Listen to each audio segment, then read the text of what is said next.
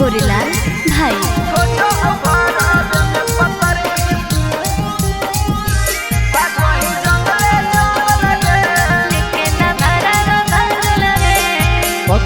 आज मंगल काल मंगल मंगले मंगल गे।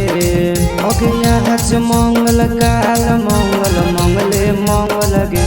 खोजो घर में पत्थर की भागवही जंगले जंगल गे। खोजो घर में पत्थर की भागवही जंगले जंगल गे।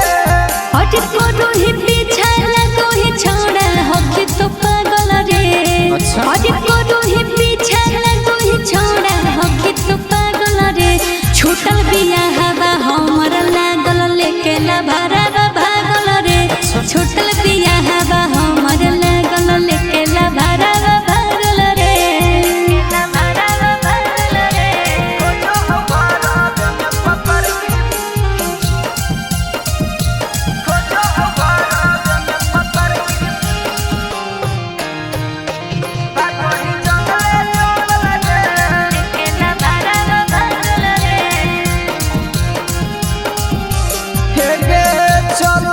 छौड़ी तोरा सागर गे चारा चा बेचोही गे छौड़ी तो गावे गावे परा चा।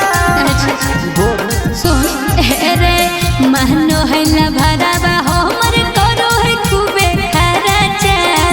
रोज रोज खिलाबो के आलू चप मारा चा। ओके दिनों में सुतो ही रातों में करो ही दंगल छौड़ी गे। दिनों में सुतो ही रातों में करो ही दंगल छौड़ी गे। खोजो घर में पत्थर की भागो ही जंगले जंगल गे।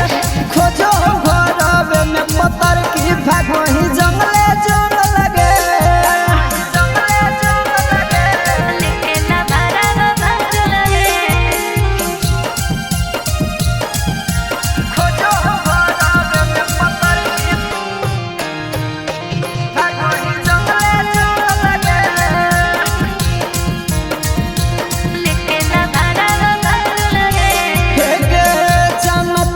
फसल होली छोड़ी दे तो मारा दे।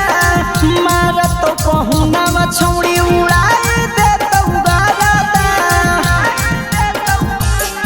रे कोरी दिल के पुराना भरवा होले जे हमर सारा था। होई गेले लव सब लगाई के छोड़ा पारा दा।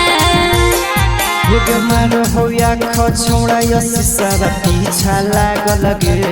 हे मारो है आँख छोड़ा रहो लगा पीछे है लागल रे। छूटल बिया हवा हमर लागल लेके उजबला भागल रे। खोजो घर में पत्थर की भागवही जंगले जंगल गे। अच्छा ऐसे नहीं की रे। आगे हाँ गे।